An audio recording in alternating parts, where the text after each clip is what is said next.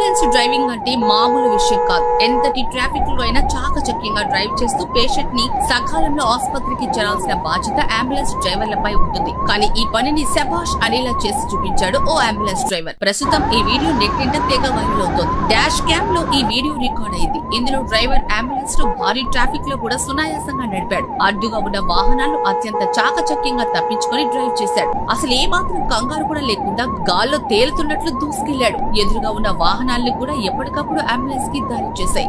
Siren మోగించుకుంటూ వెళ్లడంతో traffic ఎక్కువగా ఉన్నా కూడా అంబులెన్స్ ఆపాల్సిన అవసరం లేకపోయింది. అందరూ మీరు మాత్రం అతనికి అడ్డు నిలబడకండి సార్.